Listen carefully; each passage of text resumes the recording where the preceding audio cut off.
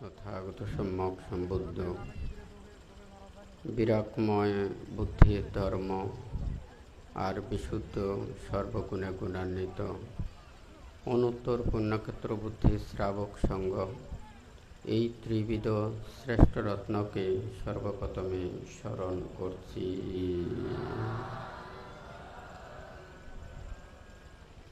আজকে চট্টগ্রাম জেলার অন্তর্গত বোয়ালখালী উপজেলাধীন পূর্ব আমুচিয়ায় প্রজ্ঞালো ভাবনা কুটিরে নবনির্মিত কুটির ও সংঘ কুটির উদ্বোধন, দুথাঙ্গ বান্তের মুরাল চৈত্য উদ্বোধন, গাড়ি দান, কল্পতরু দান, অষ্টপরিষ্কার সঙ্গদান, ভূমিদান সহ চট্টগ্রাম পার্বত্য চট্টগ্রাম দুথাঙ্গ কুটিরের সংশ্লিষ্ট দায়ক দায়িকা, উপাসক উপাসিকা তথা বিভিন্ন জায়গা হতে যাহারা সমবেত হয়েছেন, আপনাদের উদ্দেশ্যে কিছু ধর্ম উপদেশ প্রদান করার প্রারম্ভে প্রত্যেকের প্রতি মৈত্রীপূর্ণ আশীর্বাদ জানাচ্ছি।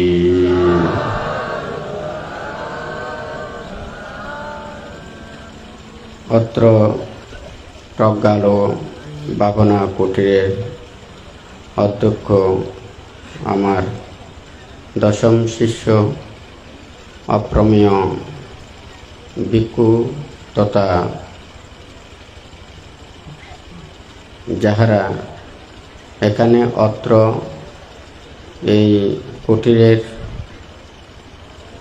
জন্য যারা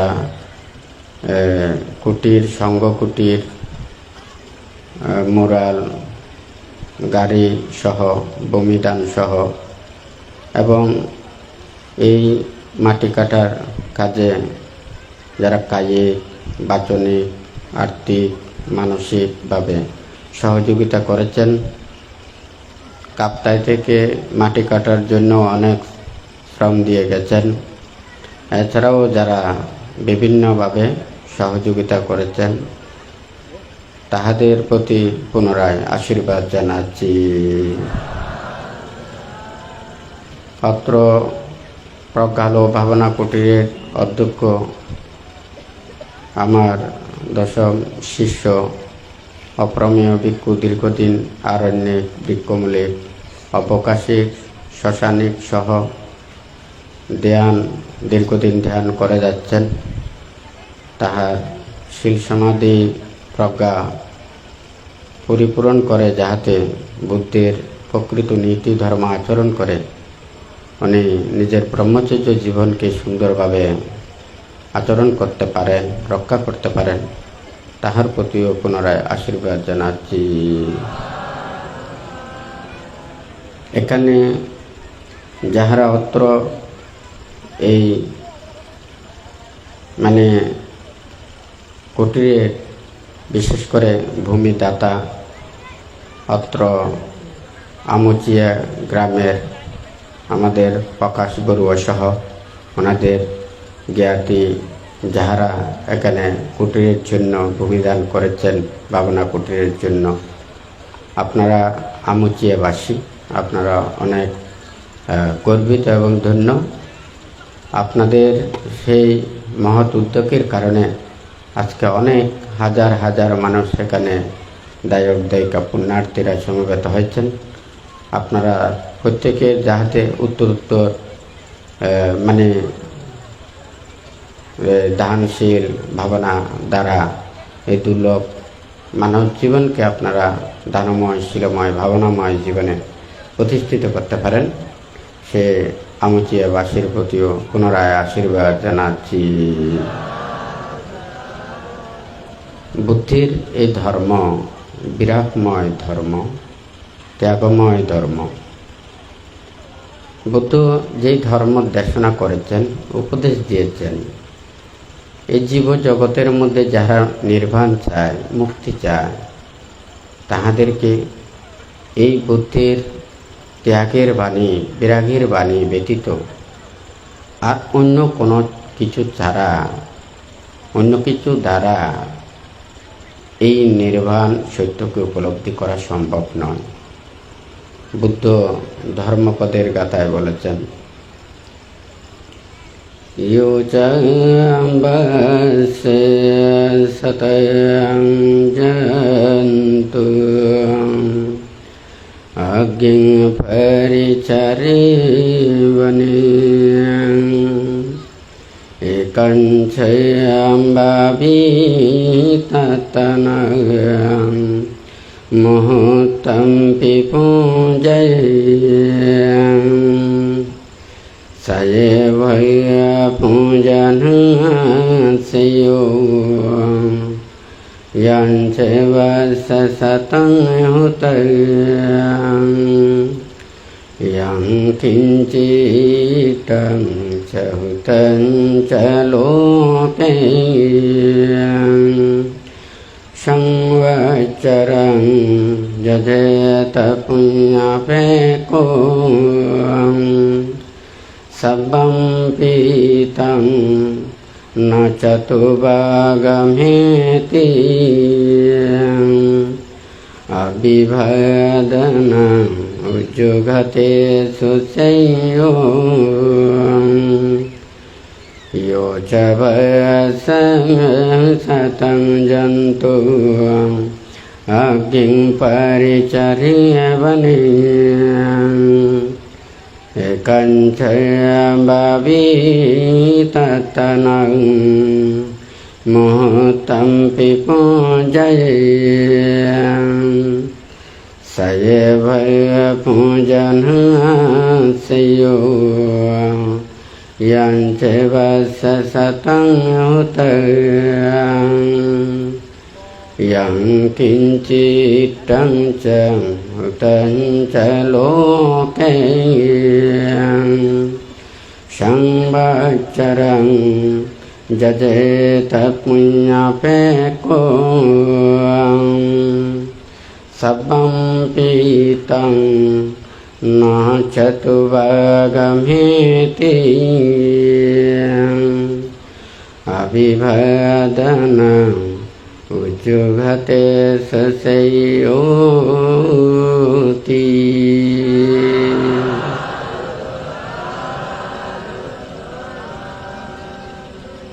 এখানে আজকে যে বিষয় নিয়ে আপনাদের উদ্দেশ্যে দেশনা প্রদান করব, প্রত্যেকেই বলেন নির্বাণ এবং মুক্তি এটা ধ্যানময় কর্ম। প্রত্যেকেই বলেন ধ্যান করার জন্য। আসলে ধ্যানটা কি?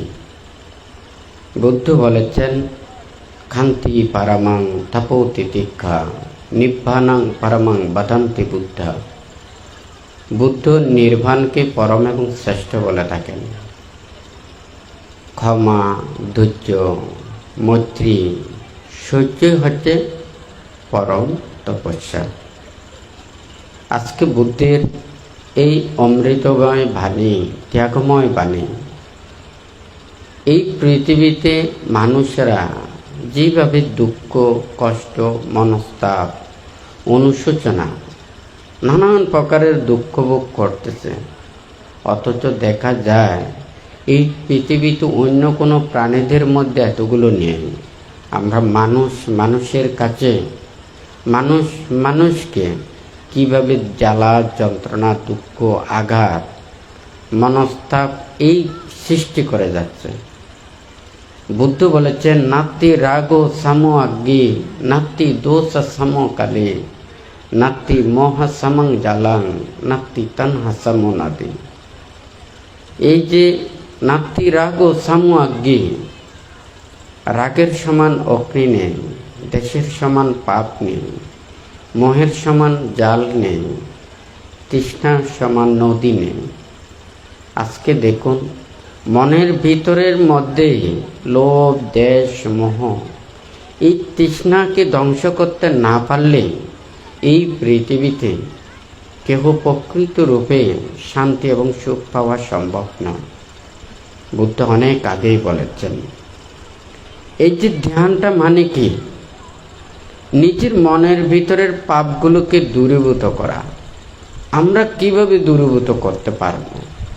যতদিন পর্যন্ত বিষয় আশয় নানা কিছুর সাথে আমরা যত বেশি ওখানে জড়িত থাকব, মন তত বিস্তৃতি লাভ করবে। নির্বাণ এবং মুক্তি লাভের জন্য এই মনটাকে পৃথিবীর সমস্ত কিছু থেকে আমাদেরকে দূরে নিতে হবে। 31 প্রকার লোকভূমির কোনো কিছুর প্রতি মন চিত্ত আবদ্ধ থাকতে পারবে না। সংসার, বুদ্ধ বলেছেন, সংসার নির্বাণ এবং মুক্তির কর্মপথে অনেক বাধা সদৃশ। কারণ ওনারা পারবেন না সারা দিন রাত্রি ধ্যান সমাধি করতে।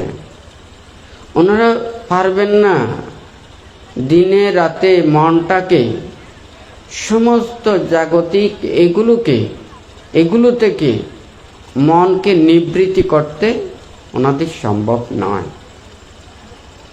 যাহারা সংসার ত্যাগ করেন, ব্রহ্মচর্য জীবন আচরণ করেন, তাহাদেরকে এই জাগতিক লৌকিক এগুলো থেকে দূরে থেকে নিজের মনটাকে সবসময় ভিতরের জগতে, আধ্যাত্মিক জগতে, লোকোত্তর জগতে বিচরণ করার জন্য। দেখুন, আমরা চোখের দ্বারা যা কিছু দেখতে পাচ্ছি এটাও একটা সত্য, কিন্তু এই মনের ভিতরে, দেহের ভিতরে যে একটা আরেকটা জগৎ আছে সেটাও আরেকটা সত্য। বাহিরের জগৎ আমরা যখন দেখি, এগুলো যখন দর্শন করি, তখন আমাদের মনের ভিতরে কোনো হিংসা জাগ্রত না হলেও, পাপ না থাকলেও কিন্তু এটা দর্শনের দ্বারা, শ্রবণের দ্বারা আমাদের জাগ্রত হয়। আমাদের মনের মধ্যে হিংসা না থাকলেও হিংসা জাগ্রত হয়, পাপ না থাকলেও ওখানে পাপ জাগ্রত হয়। যখন আমরা অনিয়ম দেখি, অত্যাচার দেখি, অবিচার দেখি, নানান কিছু এগুলো যখন দেখি, তখন দেখা যায় আমাদের মনও ওখানে ঠিক রাখতে পারে না।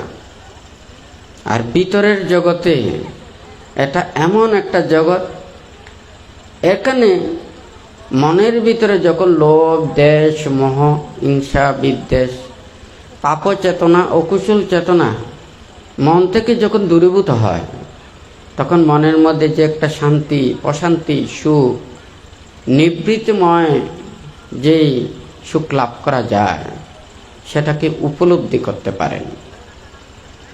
আজকে ভ্রান্তের যে চিন্তাটা, মানসিকতাটা, আমরা যদি নির্বাণকে বুঝতে চাই, দেখুন বুদ্ধির সময় হাজার হাজার লক্ষ লক্ষ কোটি কোটি ভিক্ষু সমন ওনারা বনে জঙ্গলে ধ্যান করেছেন।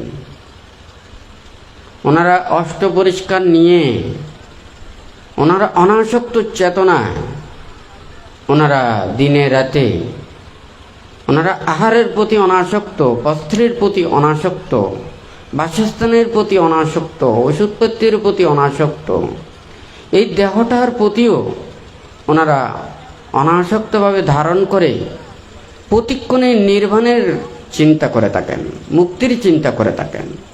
বুদ্ধ বলেছেন, আমার যে শিষ্যরা, ওনারা প্রতিক্ষণ কি চিন্তা করেন?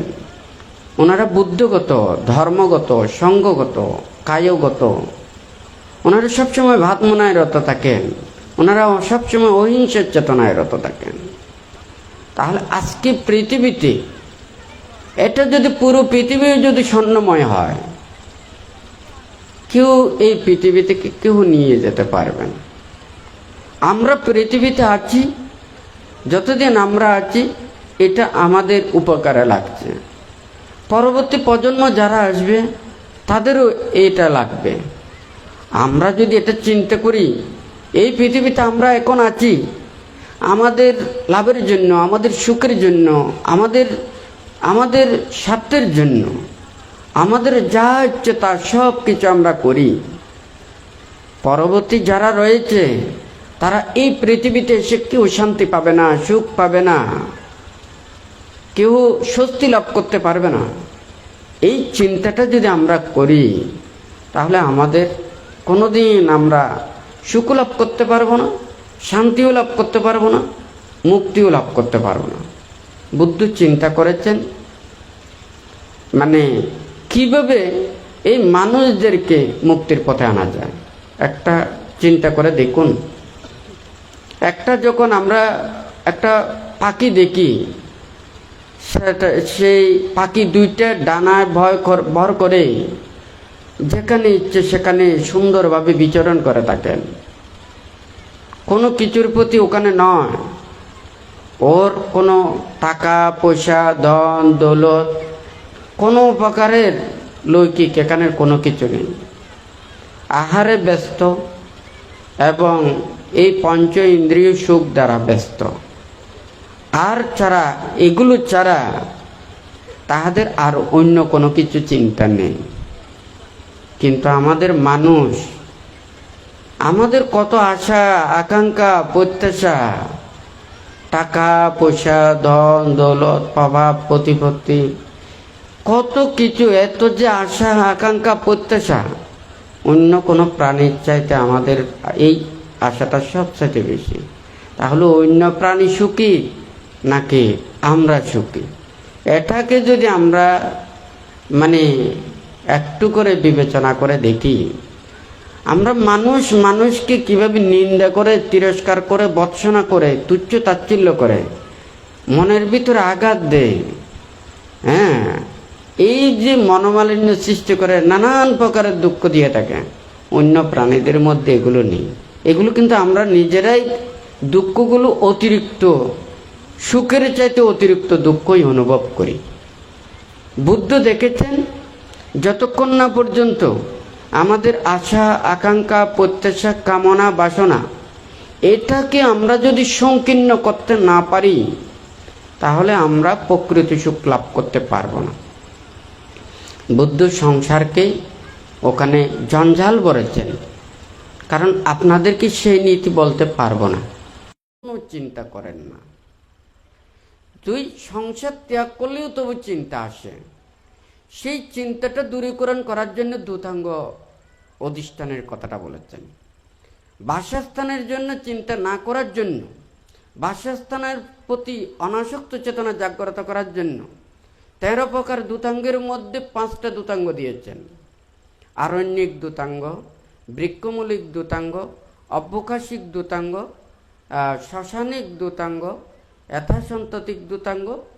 এই যে ওখানে 5টি যেগুলো দিয়েছেন এটা হচ্ছে বাসস্থানের জন্য। মানে এই দূতাঙ্গ দ্বারা 5টি দূতাঙ্গ পরিপূরণ করে উনি সম্পূর্ণ বাসস্থান অনাসক্ত হয়ে উনি বিহার করতে পারেন।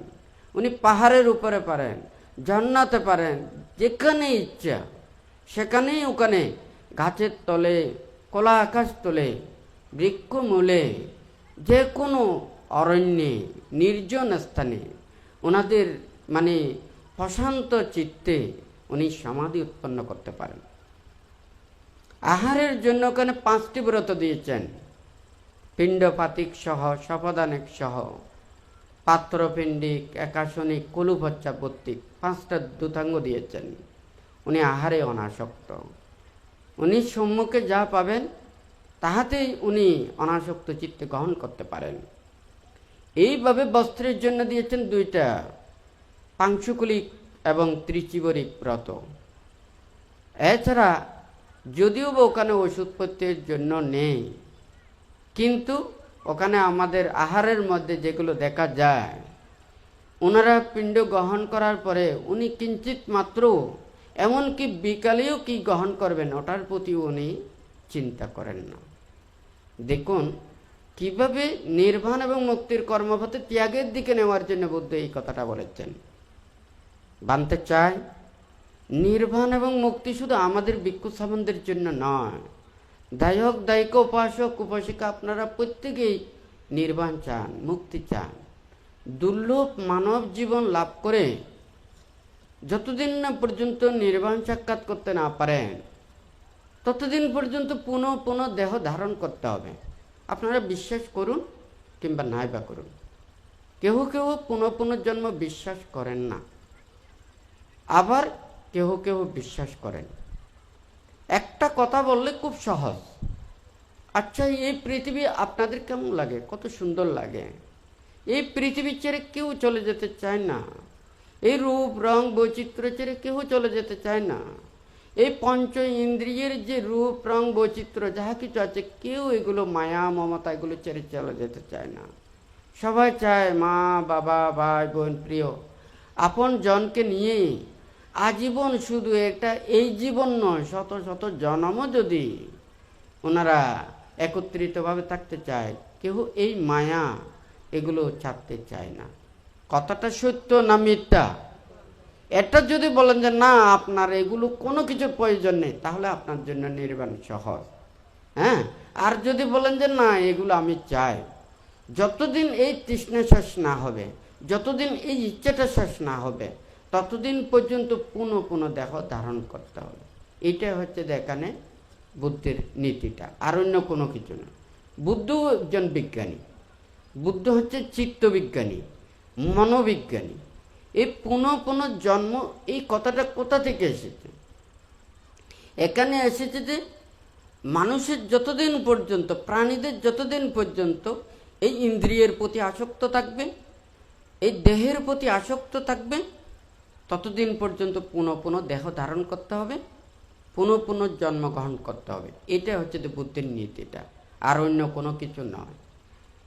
যখন সাধারণ বিজ্ঞানীরা ওনারা বাহ্যিকগুলোকে ওখানে গবেষণা করেন, বুদ্ধ মনের ভিতরের জগৎটা নিয়ে গবেষণা করেন। তাহলে একজন মনের ভিতরে যখন পাপ থাকবে না, মনের মধ্যে কোনো লোভ দেশ মোহ হিংসা বিদ্বেষ থাকবে না, কারো প্রতি কোনো দুঃখ দেওয়ার জন্য চিন্তা করবে না, আঘাত দেওয়ার জন্য চিন্তা করবে না, তখন মনের মধ্যে একটা আলাদা প্রশান্তি অনুভব করবে। আমাদের মনে যখন আনন্দ জাগে, তখন কিন্তু দেহের মধ্যে আমরা সুখ পাই।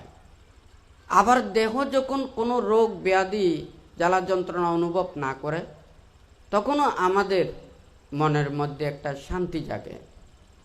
তাহলে এখানে মনের শান্তি হলেও দেহের শান্তি, দেহের শান্তি হলেও মনের শান্তি। এখন যখন সেই মনোজগতের ভিতরেরটা আমরা যখন এগুলোকে পরিত্যাগ করতে যাব, আমাদের দেহটাকেও ঠিক করতে হবে। বুদ্ধ শীলের কথা বলেছেন, সমাধির কথা বলেছেন, প্রজ্ঞার কথা বলেছেন। অনেকে বলেছেন না এটা শুধু দিনে রাতে ভাবনা করা।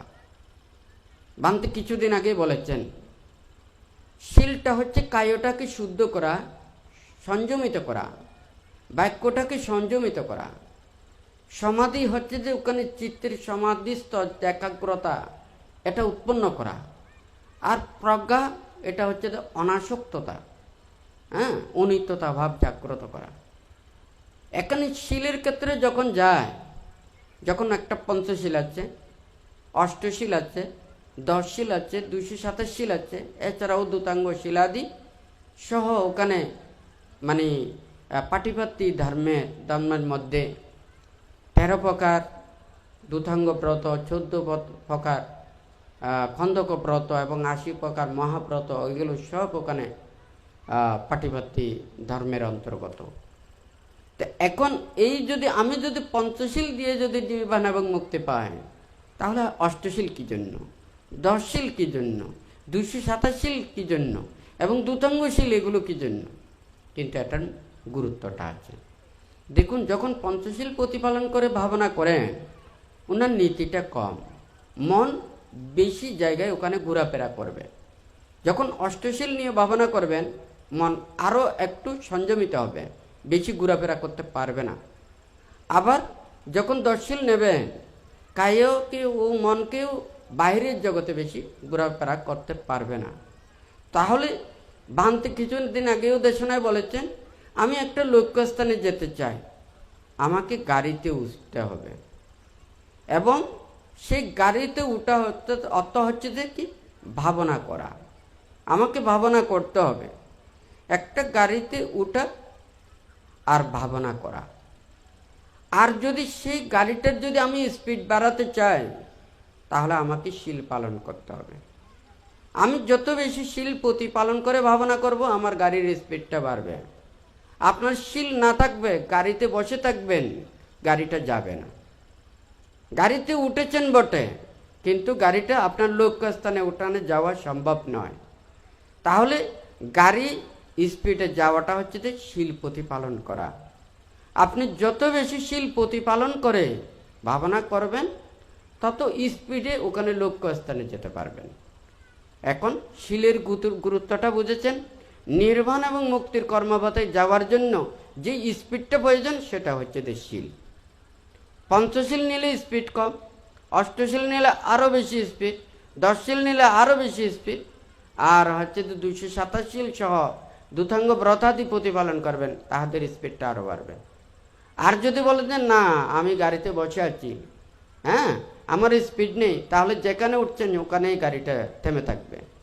তাহলে আপনি ভাবনা করেন কিন্তু শীল পালন করেন না, তাহলে গাড়িতে উঠেছেন বটে, কিন্তু আপনার লক্ষ্যস্থানে যাওয়াটা সম্ভব নয়। যাই হোক, এই কথাটার মধ্যে আপনি শীলের গুরুত্বটা বুঝেছেন, হয় নাকি নয়? এটা ধর্মের যা কিছু এখানে উপদেশ শিক্ষা, বুদ্ধ আমাদেরকে এই যে ত্রিপিটকের মধ্যে 84,000 ধর্ম স্কন্ধ এখানে বর্ণনা করেছেন। দেখুন, বুদ্ধির সময় হাজার হাজার ভিক্ষু সমন, হ্যাঁ, ওনারা সংসার ত্যাগ করে ব্রহ্মচর্য জীবন আচরণ করেছেন। ভাবতে চায় আজকে দায়ক দায়িকা উপাসক উপাসিকা আপনারা আমাদেরকে চতুর্পত্য দান করেন, আপনারাও নির্বাণ চান, আপনারাও মুক্তি চান, কিন্তু সবাই সংসার ত্যাগ করে আসতে পারেন না। হ্যাঁ, যারা আসতে পারেন সবচাইতে সহজ হয় যারা সংসার গ্রহণের আগে, হ্যাঁ, সংসার ধর্মে নিমজ্জিতের আগে সবচাইতে বেশি সহজ হয়, কারণ তখন তারা দায়িত্ব নেন না। আবার দায়িত্ব নিয়েও যদি দায়িত্ব প্রতিপালন না করে, এটাও তো আমাদের ধর্ম মানে এটা বলেন না, তাহলে তো অন্যান্য ধর্মাবলম্বীরা আমাদেরকে খারাপ বলবে। হ্যাঁ, আপনারা সংসারে আবদ্ধ হয়েছেন, আপনারা দায়িত্ব প্রতিপালন না করে আপনি চলে যাচ্ছেন, তাহলে ওখানে অন্য ধর্মেরও ওখানে খারাপ বলবে। তো বুদ্ধির সময় দেখা যায় কুলপুত্রের কথাটা বলেছেন, অর্থাৎ সংসারে যারা আবদ্ধ হয় না তাহাদের জন্য খুব সহজ। কারণ যখন দায়িত্ব নেয়, একজন যদি তারা স্বামী স্ত্রী বিবাহ বন্ধনে আবদ্ধ হয়, হ্যাঁ, ওই সন্তান হয়েছে, এখন গৃহকর্তা উনি সংসার ত্যাগ করে চলে এসেছেন, এই ছেলে মেয়ে সন্তান এই সন্ততিদেরকে ওই একজনে পরিবারে ওটা রক্ষা করা খুবই কঠিন হয়ে যাবে। তো ধর্ম এমন বলবে না আপনাদেরকে দুঃখে ফেলার জন্য, আপনাদেরকে কষ্ট ফেলার জন্য, আপনাদেরকে দুঃখ দেওয়ার জন্য, কষ্ট দেওয়ার জন্য নয়। কিন্তু আমরা যদি সবাই যদি এটা যদি আমাদের ধর্ম চেতনাটা থাকে, শ্রদ্ধা ভক্তি বিশ্বাসটা থাকে, আমরা সবাই মিলে যে স্থানে অবস্থান করি না কেন, দায়ক থাকলে, উপাসক উপাসিকা থাকলে, আপনারা পঞ্চশীল এবং অষ্টশীল প্রতিপালন করে ধর্মত জীবন আচরণ করে ধর্মের কথা ভেবে আপনাদের ধর্মের সেবা করতে হবে, পূজা করতে হবে, হয় নাকি নয়? আর যারা সংসার ত্যাগ করে ব্রহ্মচর্য জীবনে আসতে চায়, তাহাদেরকে যথাযথভাবে পরিচর্যা করতে হবে, দেখাশোনা করতে হবে। এখন শুধু সবাই যদি বলেন যে না, আমরা পরিচর্যা করতে চাই, আমরা এই ত্যাগ করতে চাই না, সবাই যদি এই দিকের পথে যদি আসতে চায়, তাহলে কারা মুক্তির পথে আসবে? বুদ্ধ বলেছেন নিব্বানাং পারামাং বাধান্তি বুদ্ধা। নির্বাণটা হচ্ছে বুদ্ধির শ্রেষ্ঠ, বা এটাই হচ্ছে বুদ্ধির সবচাইতে বেশি, মানে যেটাই প্রশংসা করেন তাহলে সেটাই হচ্ছে যে নির্বাণ।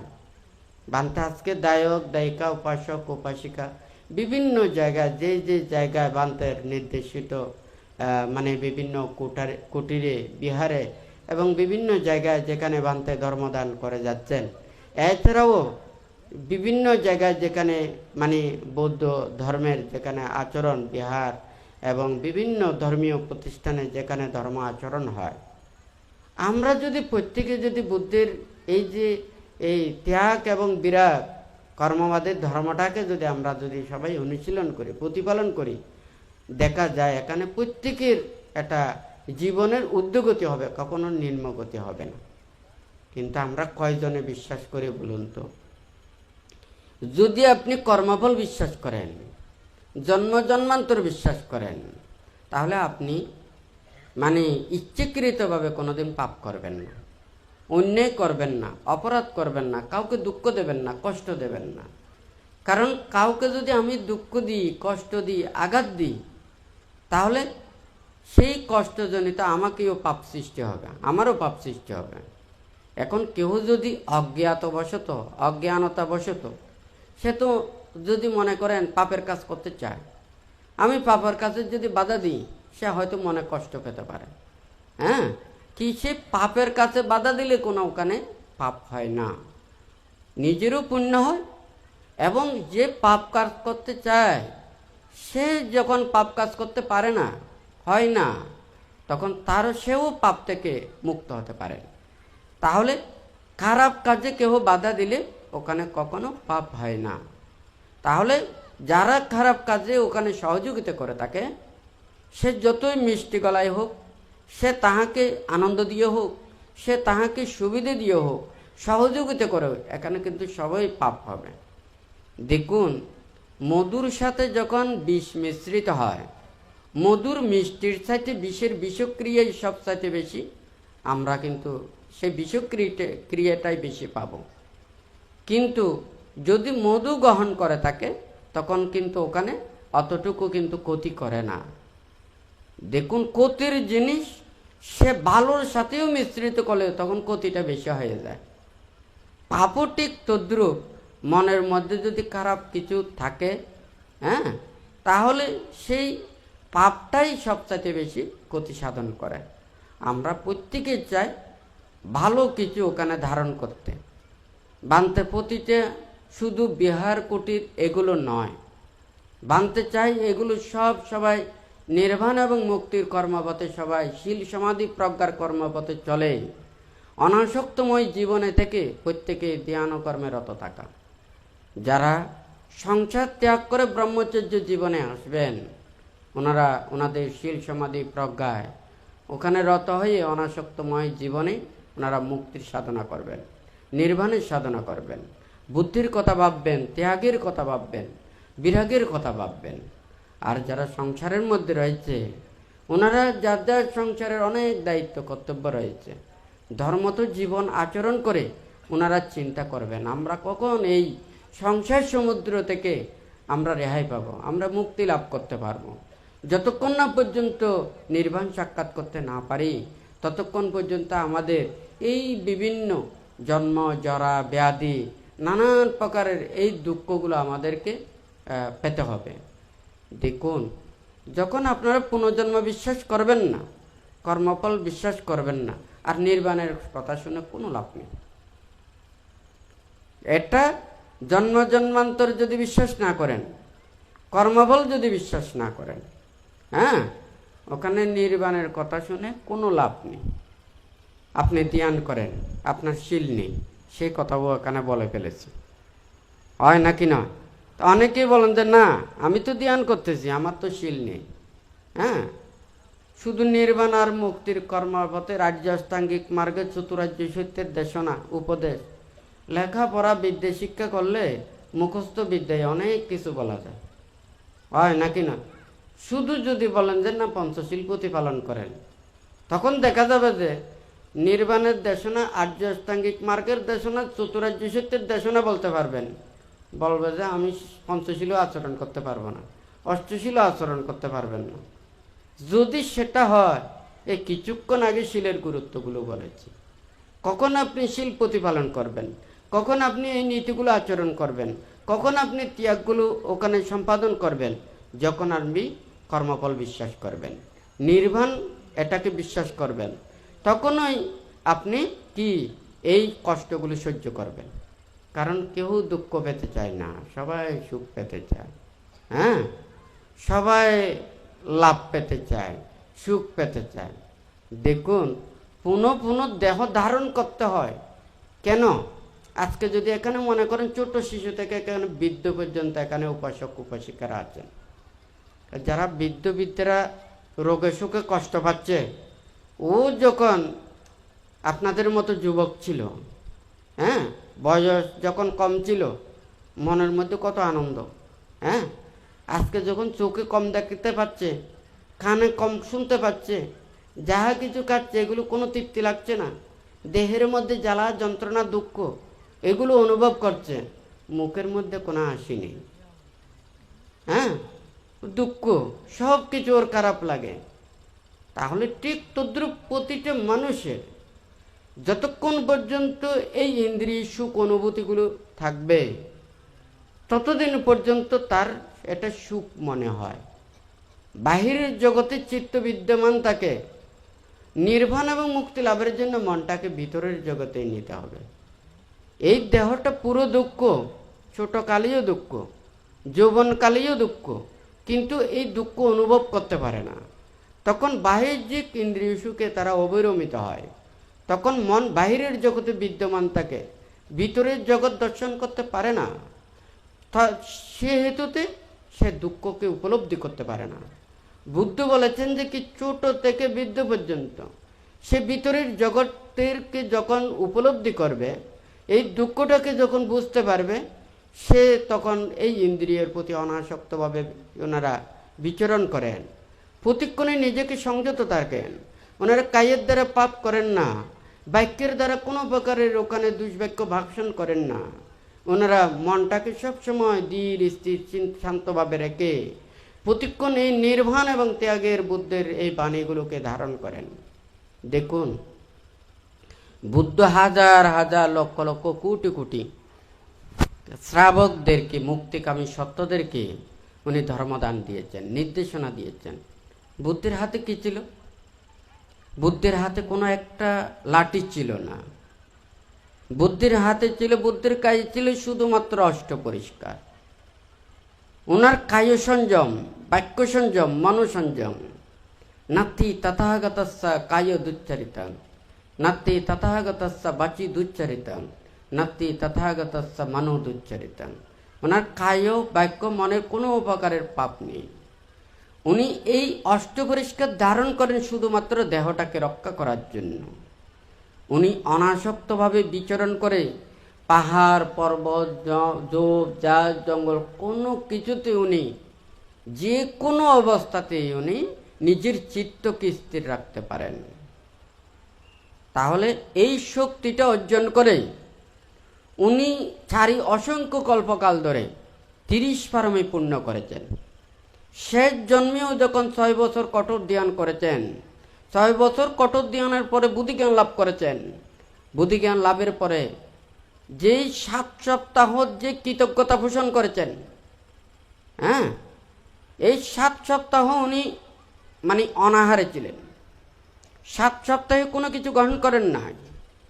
উনি যখন এই ত্যাগের মাধ্যমে নির্বাণ বিমুক্তি সহ বুদ্ধিজ্ঞান লাভ করেছেন, তাহার চিত্ত যেই অবস্থায় উনি উপনীত হয়েছেন, আপনারা কেউ ওখানে চিন্তা করতে পারেন? অপলক নেত্রে একটা দাঁড়িয়ে মনে হয় যেন এটা মানে কঙ্কালসার মূর্তি ওখানে দাঁড়িয়ে আছে, হয় নাকি না? ওনার কি ত্যাগ, ওনার কি মন! বুদ্ধ এই দেহটাকে বলেছে এটা মাটির মতো, এটা পানির মতো। মাটিতে কোনো প্রাণ নেই, পানিতে কোনো প্রাণ নেই, বাতাসে কোনো প্রাণ নেই, তেজে কোনো প্রাণ নেই। এই দেহটা হচ্ছে মাটি। যখন মন চিত্ত এভাবে নিজের স্থির করতে পারেন, উনি সকল কিছুকে মানে সহ্য করতে পারেন। বুদ্ধ যেই নির্বাণ সত্যকে উপলব্ধি করেছেন, মানুষের কাছে দিয়েছেন। বুদ্ধ বলেছেন যে কি এই দেহ আমাদেরকে রক্ষা করতে হবে। কেন? এই মুক্তির কাজ করতে হলেও তো আমার দেহ প্রয়োজন। আমার দেহ না থাকলে তো আমি মুক্তির কাজ করতে পারবো না। যেমন মনে করেন কেহ যদি ওখানে সমুদ্র ওটা উত্তীর্ণ হতে চায়, তাহলে আমাকে একটা বেলার অথবা জাহাজের নৌকার আমার আশ্রয় নিতে হবে, অর্থাৎ আমি যাতে ডুবে না যাই। এখন ওই বেলাতে আশ্রয় নেওয়া অর্থাৎ যতক্ষণ না পর্যন্ত আমি সমুদ্র অতিক্রম করব না, ততক্ষণ পর্যন্ত এই বেলাটাকে আমাকে রক্ষা করতে হবে।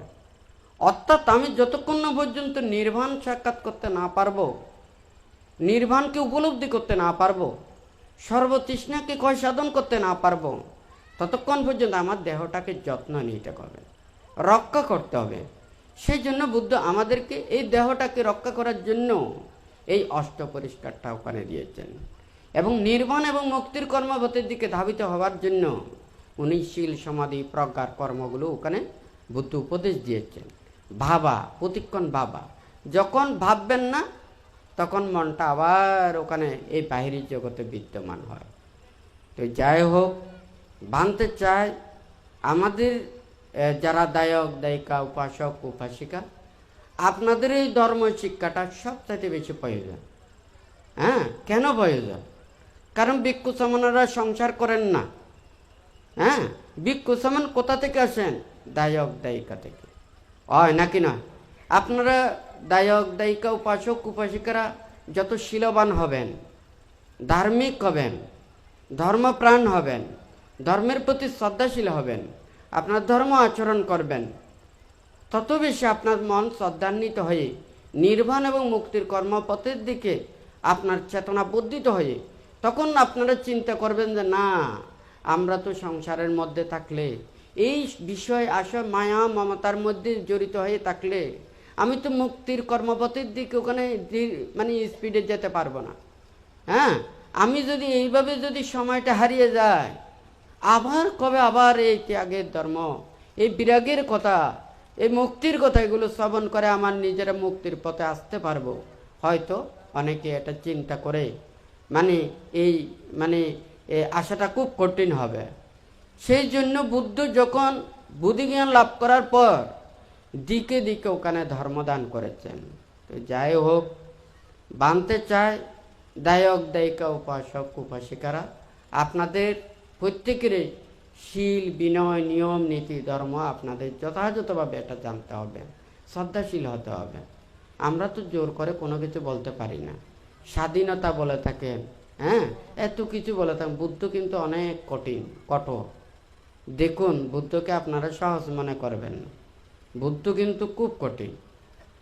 হ্যাঁ, যারা অনেকে মনে করেন না আমাদের বৌদ্ধ ধর্মের ওখানে এমন স্বাধীনতা, আপনারা কয়টা নিয়ম নীতি প্রতিপালন করেন? অন্য ধর্মের যতগুলো নিয়ম প্রতিপালন করে আমাদের বৌদ্ধ ধর্মে এতগুলো নিয়ম পালন করেন না। 5টা শীল দিয়েছে, 5টা শীল পালন করতে পারে না। হ্যাঁ, 5টা নীতি দিয়েছে, এটা রক্ষা করতে পারে না। তার চাইতে বাড়ানোর জন্য দিলে তো হয়তো দেখা যাবে যে বিহারেও দেখা যাবে না। হ্যাঁ, তো এখানে বুদ্ধ কিন্তু স্বাধীনতা ওখানে কেন দিয়েছেন? তাহাদের পুণ্যপারমী বর্ধিত করার জন্য। বুদ্ধ যখন ধর্মদান করেছেন ওখানে তো আর বৌদ্ধ ছিলেন না। বুদ্ধির আশ্রিত হয়ে, বুদ্ধির শরণ, ধর্মের শরণ, সঙ্গে শরণাপন্ন হয়ে ওনারা উপাসক হয়েছেন, উপাসিকা হয়েছেন, ভিক্ষু হয়েছেন, সামন হয়েছেন। তাহলে বুদ্ধ আবির্ভাবের আগে তো ওখানে বৌদ্ধ ছিল না, ভিক্ষু সামন ছিল না, উপাসক উপাসিকা ছিল না। তাহলে সেই বুদ্ধ ধর্মের এই বুদ্ধির নীতি, ত্যাগের বাণী, বিরাগের বাণী এগুলো ধারণ করে যারা এই শান্তিপদ ধর্মটাকে আচরণ করতে চায়, তখন আস্তে আস্তে ওনারা বৌদ্ধ হয়েছেন, ভিক্ষু হয়েছেন, সামন হয়েছেন। আর আপনারা তো জন্মগতভাবেই সবাই বৌদ্ধ বলে থাকেন। হ্যাঁ, জন্মগতভাবে আপনারা বৌদ্ধ বলেন। বুদ্ধ বলেন যে কেহ জন্ম দিয়ে কেহ ব্রাহ্মণ কিংবা চণ্ডাল হন না, কর্ম দিয়েই ব্রাহ্মণ কিংবা চণ্ডাল হয়। আপনারা যখন ছোট শিশুকালে জন্ম নিয়েছেন, কেহ ওখানে শিক্ষিত ছিলেন না, অশিক্ষিত ছিলেন না, ভালো ছিলেন না, খারাপ ছিলেন না। প্রত্যেকেই ছোট শিশু যেমন ছিলেন প্রত্যেকে একই ছিলেন। কিন্তু যখন বড় হয়েছেন তখন আপনারা কেউ শিক্ষিত, কেউ অশিক্ষিত, কেউ ভালো, কেউ খারাপ, হ্যাঁ, কেউ ভাবি, কেউ পুণ্যবান, হয় নাকি না? তাহলে আমরা যদি ভালো কর্মপথটা নিয়ে যদি আমার জীবনটাকে যদি আমরা গঠন করতে পারি, তাহলে অবশ্যই আমরা ভালোর দিকে সবাই আসতে পারবো। নির্বাণ এবং মুক্তির কর্মপথের শিক্ষাটা এটা শান্তির পথের দিকে। এবং এই জাগতিক যাহা কিছু আজকে দেখুন, পুরো পৃথিবীর মধ্যে এতগুলো অরাজকতা কেন? আমরা সবাই বলি যত প্রযুক্তি, যত ডেভেলপ, যত উন্নয়ন, যত মানুষের মেধার বিকাশ ঘটতেছে, মানুষ মনে করতেছে আমরা কিন্তু সমস্ত প্রাণীর মধ্যে আমরা বেশি জ্ঞানী, আমরা বেশি অভিজ্ঞতা সম্পন্ন, আমরা এত বেশি প্রযুক্তি নির্ভর যে আজকে পৃথিবীতে দেখুন আমরা মানুষকে এত গর্ব করি। একটা ভালো কাজ করলে এটা সবাই প্রশংসা করেন, একটা বুক ফুলিয়ে বলতে পারেন, আরেকজনও প্রশংসা করেন একটা ভালো কাজের জন্য। এখন আর ভালো কাজের জন্য ওটা বুক ফুলিয়ে বলতে চাই না। আমি খারাপ কাজ করেছি, যত বেশি খারাপ কাজ করেছি সে বুক ফুলিয়ে বলে। হ্যাঁ, তাহলে দেখুন আমরা মানুষ কোথায় চলে যাচ্ছি? আমরা কি ভালোর দিকে চলে যাচ্ছি নাকি খারাপের দিকে চলে যাচ্ছি? আমরা মানুষকে উপকার করছি সেটা বলতেছি না। আমি মানুষকে এত দুঃখ দিচ্ছি, কষ্ট দিচ্ছি, আমি আঘাত দিচ্ছি, এতগুলো আমি হত্যা করছি, এতগুলো মারছি, এতগুলো অনিষ্ট করছি, এতগুলো ধ্বংস করছি, এগুলো নিয়ে আমরা গর্ব করছি। দেখুন মানুষের যখন বিবেক থাকে না, জ্ঞান থাকে না, প্রজ্ঞা থাকে না, তখন আমাদের আর কোনো কিছু এখানে হিতাহিত জ্ঞান বলতে কোনো কিছু নেই। মানুষ বলে মদ খেলে নাকি বেশি পাপ হয়, হ্যাঁ, মানুষের হিতাহিত জ্ঞান নাকি চলে যায়। কিন্তু যারা সুস্থ শরীরে মানুষকে দুঃখ দেয়, কষ্ট দেয়, আঘাত দেয়, হ্যাঁ, মানুষে অন্যের দিকে নিয়ে যায়, পাপের দিকে নিয়ে যায়, দুঃখের দিকে নিয়ে যায়, তারা কিন্তু মদের চাইতেও আরও বেশি ক্ষতি সাধন করে। কিন্তু তাদেরকে আমরা বলি না। বান্ত এখানে কিছুক্ষণ আগে বলেছেন এই খাঞ্চা ভাবি তাত্তানাং মুহূর্তম পিপুঞ্জায়।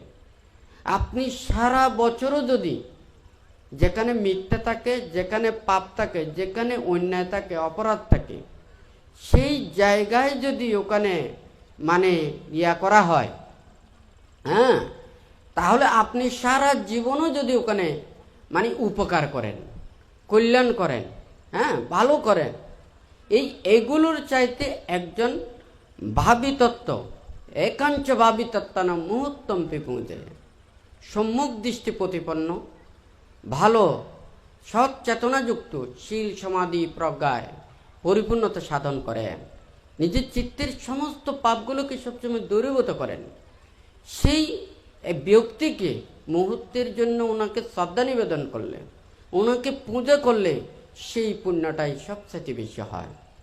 হ্যাঁ, দেখুন এই পৃথিবীতে টাকা পয়সা ধন দৌলত যতই এগুলো থাকুক না কেন, এগুলো দ্বারা আমরা যতটুকু সুখ শান্তি পাই, আপনার প্রিয় বিশ্বস্ত যার দ্বারা আপনি সুখী হন, মৈত্রীপরায়ণ হন, সেখান থেকে আপনি সবচাইতে বেশি সুখ লাভ করে থাকেন, হয় নাকি না? আপনি যদি বনে জঙ্গলে থাকেন, আপনি যদি অনেক কিছুতে ওখানে থাকেন, তাহলে ওই বন জঙ্গলের মধ্যে থেকেও ওনারা কি আপনার যদি প্রিয় বিশ্বস্ত এবং যেটার দ্বারা থাকলে আপনার কোনো ডর থাকবে না, আপনার কোনো ভয় থাকবে না, দুঃখ থাকবে না, সেই জায়গায় থাকলেই আপনি সবচেয়ে প্রিয় মনে করবেন। দেখুন আমরা সবাই এটা চিন্তা করি, আমরা মানুষ হয়ে মানুষকে যেভাবে ভয় করি, কেন আমরা মানুষকে ভয় করব? হ্যাঁ, আমরা বলি যে বনের পশু পাখি হিংস্র, এই বাঘ ভাল্লুক সিংহ তাদেরকে আমরা হিংস্র বলি, হ্যাঁ, অথচ তারা হিংস্র নয়, তারা নিজের সেই উদর পেটের খিদা নিবৃত্তির জন্য ওনারা একটা প্রাণীকে হত্যা করেন, একটা প্রাণীকে, দুইটা প্রাণীকে, তিনটে প্রাণী, একটা বাঘও যদি মনে করেন মানুষ, কয়েকটা মানুষকে সে মানুষ হোক অন্য কোনো প্রাণী হোক, তার পেট ভরে যাবে, সে কিন্তু বনের জঙ্গলে একটা গিয়ে ওখানে থাকবেন। কিন্তু আমরা মানুষের মধ্যে যখন লোভ দেশ মোহ হিংসা বিদ্বেষ জাগ্রত হয়, তখন আমাদের এই মনের ক্ষুধা, মনের ইচ্ছা, এগুলোকে পূরণ করার জন্য আমরা হাজার হাজার মানুষদেরকে কষ্ট দিয়েও দুঃখ দিয়েও আমাদের মনের শান্তিগুলো মিটে না। কিন্তু আমরা বলি আমরা খুবই সুখে আছি, শান্তিতে আছি, আমরা ভালো আছি। কিন্তু আমাদের মন যখন খারাপ হয়, হিংস্র হয়, তখন আমরা পশুর চাইতেও আরও বেশি হিংস্র হই। তাহলে মনের ভিতরে যতক্ষণ না পর্যন্ত পাপগুলোকে দূরীভূত করতে পারবে না, লোভ দেশ মোহকে ধ্বংস করতে পারবে না, এগুলো থেকে আমরা মুক্ত হতে পারবো না, ততদিন পর্যন্ত আমরা মানুষের মধ্যে প্রকৃত শান্তি এবং সুখ আসবে না, হয় নাকি না? তো এই যাই হোক, আপনাদেরকে বানতে দেশনা দেবেন।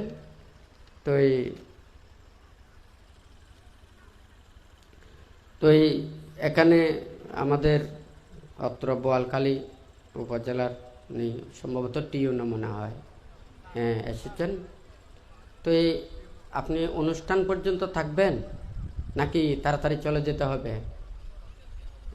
চলে যেতে হবে আধা ঘন্টা, 1 ঘন্টা, ঠিক আছে, অসুবিধা নেই। তো এখানে বানতে যেটা চাই, হয়তো অনেকেই অনেক কিছু মনে করে থাকে ধর্ম। হ্যাঁ, পৃথিবীতে ধর্ম সৃষ্টি হয়েছে মানুষের কল্যাণের জন্য, ভালোর জন্য। আর দেশ, সমাজ, রাষ্ট্র, এটা পরিচালনাও কিন্তু আমাদের মানুষের জন্য। রাষ্ট্রও মানুষের জন্য, ধর্মও মানুষের জন্য। রাষ্ট্র সবসময় সব মানুষকে পরিচালনা করেন, ভালো খারাপ, ধর্ম অধর্ম, বিশ্বাস করেন না করেন, সবাইকে পরিচালনা করেন। কিন্তু ধর্ম পরিচালনা করেন যারা ধর্মপ্রাণ, ধর্মকে বিশ্বাস করেন, তাহাদেরকে ধর্ম দিয়ে পরিচালনা করেন। তাহলে ধর্মও মানুষের জন্য, রাষ্ট্রও মানুষের জন্য। কিন্তু ওখানে পার্থক্য হচ্ছে যে বিশ্বাস অবিশ্বাস, ধর্মপ্রাণ অধর্মপ্রাণ, এগুলো নিয়েই ওখানে পার্থক্য রয়েছে। কিন্তু রাষ্ট্রের মধ্যে কোনো পার্থক্য নেই, সবার জন্যে ওই নীতিগুলোকে মানে মেনে চলতে হয়। বুদ্ধ যখন ধর্মদান দিয়েছেন তখন রাজা ছিলেন, রাজা রাষ্ট্রনীতিতেই ওখানে রাজ্য পরিচালনা করতেন, আর বুদ্ধ ধর্মনীতিতেই ওখানে উপদেশ দিতেন। বুদ্ধ ধর্মনীতিতে এমন কোনো উপদেশ দেন নাই, মানে যেই উপদেশ ওখানে শ্রবণ করলে ওখানে মানে একজন রাজার রাজ্যটা নষ্ট হয়ে যাবে, এই ধরনের নয়। যখন ওখানে রাজা ছিলেন, রাজা যুদ্ধ করতেন। হ্যাঁ, রাজ্যের মধ্যে যখন বিদ্রোহ আসত তখন ওগুলোকে দমন করার জন্য রাজা চেষ্টা করতেন। বুদ্ধ এবং বুদ্ধপ্রমুখ ভিক্ষু সংঘরা এমন কোনো ওখানে ইতিহাসের মধ্যে নেই ওনারা কোনো ধরনের একটা রাজ্যের মধ্যে সমস্যা সৃষ্টি করেছেন, ওনারা কোনো কিছু ওখানে প্রতিরোধ সৃষ্টি করেছেন, এমন কোনো ইতিহাস নেই। অর্থাৎ বুদ্ধ এমন উপদেশটা দিয়েছেন, মানে ওখানে রাজার কাজ করবেন, আর ধর্ম শ্রবণ করে ধর্মপ্রাণ মানুষেরা সবাই নির্বাণ এবং মুক্তির কর্মপথে ওখানে ধাবিত হবেন। তো এই ভান্তে সবসময় বলে থাকেন, একটা ধর্ম অনুষ্ঠান করেন বা ধর্ম কাজ করেন, এমন কোনো কাজ করবেন না মানে যেটা রাষ্ট্রের কোনো পরিস্থিতি খারাপ হয়, অনিয়ম হয়, কোনো মানুষের ক্ষতির কারণ সৃষ্টি হয়, একটা মানুষের মধ্যে নানান ধরনের ভয়ভীতি সৃষ্টি হয়, মানুষের দুঃখ পায়, কষ্ট পায়, সেইভাবে কোনো ধরনের ধর্ম আচরণ করতে পারেন না। তো ধর্ম আপনাদেরকে কি বলেছেন? মিথ্যা কথা না বলতে, চুরি না করতে, বেবিচার না করতে, প্রাণী হত্যা না করতে, হয় নাকি না? আপনারা যদি ধর্মপথে চলে যদি আপনারা যদি শীলগুলো প্রতিপালন করেন, তাহলে যারা রাষ্ট্র পরিচালনা করবেন তারা ওনারা নিশ্চিন্তে থাকতে পারবেন, এরা পাপ করেন না, এরা মিথ্যা কথা বলেন না, এরা অন্যায় করেন না, এরা অপরাধ করেন না। একটা যখন বিচার আদালতে ওখানে যায়, ওখানে বাদী বিবাদী এবং বিভিন্ন ওগুলো উপস্থিত হয়, এখন দেখা যায় দুজনেই মিথ্যা কথা বলেন, বিচারকে কোনটা বলবেন? আপনারা মারামারি করলেও যদি ওখানে সঠিকটা বলেন বিচার করতে সহজ হয়। হ্যাঁ, আপনারা কিন্তু কেউ যার দোষগুলো ওখানে প্রকাশ করতে চায় না, নিজেরটাই ওখানে শুদ্ধ বলতে চায়। শুদ্ধ বলুক আর অশুদ্ধ বলুক, খারাপ করুক কিন্তু ভালো কাজ করুক, সে যদি যা ঘটেছে সেটা বলে বিচারের নিয়মে সেটাই বিচার করবে, হয় নাকি না? কিন্তু আমরা মিথ্যে কথা পরিত্যাগ করতে পারি না। বুদ্ধ তো এখানে বলেছেন, যেমন মনে করেন আপনি যদি ওখানে চুরি না করেন, বেবিচার না করেন, মিথ্যে কথা না বলেন, প্রাণী হত্যা না করেন, হ্যাঁ, নেশা জাতীয় এই সমস্ত এগুলো যদি আপনি যদি গ্রহণ না করেন, তাহলে আপনি পাপ করতে পারবেন না, আপনি অন্যায় করতে পারবেন না, তাহলে আপনাকে বিচার করতে খুব সহজ হয়ে যাবে। আপনি যখন সত্য কথা বলবেন আপনাকে কিন্তু যে কোনো কে ওখানে আপনাকে সহযোগিতা করবে।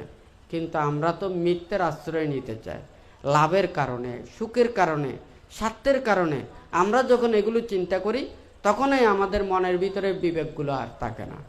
তখন আমরা অন্যায় এবং পাপের দিকে ওখানে নিমজ্জিত হই। তো যাই হোক, যখন ধর্ম যারা বিশ্বাস করেন তাহাদেরকে, ধর্মপ্রাণ মানুষদেরকে ধর্ম উপদেশ দিয়ে ধর্মপথে আনা যায়। যখন আপনারা এগুলো বিশ্বাস করবেন না, তখন আপনাদেরকে আর বলে কোনো লাভ হবে না। যেমন মনে করুন, আমাদের রুচি না থাকলে, আমাদের পেটে খিদে না থাকলে, আমাদের আগ্রহ না থাকলে, আপনি যতই ওখানে দামি হোটেলে ওখানে যান না কেন, ওই আহারকে আপনি তৃপ্তি পেতে পারবেন না। তো ধর্মের প্রতি শ্রদ্ধা, ভক্তি, বিশ্বাস না থাকলে ধর্ম কথায় আপনাকে নিজের মনটাকে জয় করতে পারে না। আর ধর্ম ওখানে খারাপ কোনো কিছু বলতে পারেন না। আমি যদি খারাপ কোনো কিছু বলি, আমি যদি আপনাদেরকে দুঃখ দিই, কষ্ট দিই, আমি যতই জোর প্রয়োগ করি না কেন, আপনার মনের দ্বারা আপনি আমাকে শ্রদ্ধা করবেন না, আপনি আমাকে বিশ্বাস করবেন না, আপনি আমাকে মেনে নেবেন না। কারণ যেহেতু আপনার সেটা গ্রহণ করার হয়নি। তাহলে একটা শ্রদ্ধা, ভক্তি, বিশ্বাস এটা যদি না থাকে, তখন কিন্তু তাহাকে ওখানে কোনো উপদেশ দিয়ে ওখানে কাজ করতে পারে না। তো আজকে ভান্তে যেটা চিন্তা করেছে, এখানে শুধু সবে প্রজ্ঞালো ভাবনা কুটির নয়, বিভিন্ন বিহার কুটিরে সংশ্লিষ্ট যারা দায়ক দায়িকা, উপাসক উপাসিকা, ভান্তে সবসময় তাহাদেরকে শীল প্রতিপালন করার জন্য এবং বিনয় কর্মপথে যথাযথভাবে চলার জন্য, প্রত্যেকেই যাতে ধর্মবাণী, শিক্ষা, উপদেশগুলো ধারণ করার জন্য ভান্তে এই উপদেশটা দিয়েছে, যাহাতে এই মুক্তির কর্মপথে শুধু যারা সংসার ত্যাগ করবেন ভিক্ষু সমান তারা নয়, যারা দায়ক দায়িকা, উপাসক উপাসিকারা, আপনারাও যাহাতে প্রত্যেকেই মুক্তির কর্মপথে আসতে চায়। আমরা এখানে শুধু বানতে মনে করেন যে কি দায়ক দায়িকা, উপাসক উপাসিকা, ভিক্ষু সমান আমরা প্রত্যেকেই নির্বাণকামী, প্রত্যেকেই ওখানে বুদ্ধির পূজারী, বুদ্ধির শিষ্য। নির্বাণ এখানে কি ভাগ আছে? ভাগ নেই। তাহলে আমরা নির্বাণ এবং মুক্তির কর্মপথে সুরাজ ধর্ম স্কন্ধগুলো ওখানে বর্ণনা 37 প্রকার বুদ্ধিভক্তীয় ধর্ম, যে ধর্মজ্ঞান উৎপন্ন করার জন্য যেগুলো ভাবতে হয়, এই ভাবার বিষয় ভিক্ষুদেরও একই, দায়ক দায়িকাদেরও একই। কিন্তু দায়ক দায়িকারা সেই সময় পান না।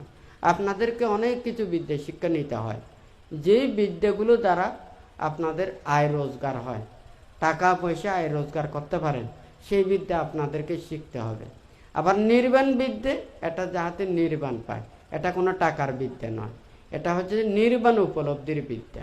তাহলে টাকার বিদ্যা দিয়ে টাকা পাওয়া যাবে, নির্বাণের বিদ্যা শিক্ষা দিয়ে নির্বাণ উপলব্ধি করা যাবে। তাহলে টাকার বিদ্যা দিয়ে যদি কেউ যদি বলে যে না আমি নির্বাণ পেয়ে যাব, এটাও ঠিক নয়। কথা ঠিক নাকি বেঠিক? নির্বাণ এবং মুক্তির কর্মপথের জন্য যখন চিন্তা করবেন, তখন কিন্তু এই নির্বাণ বিদ্যার এটা ভাবতে হবে। তখন শীল প্রতিপালন করতে হবে, সমাধি পরিপূর্ণতা অর্জন করতে হবে, প্রজ্ঞা লাভ করতে হবে।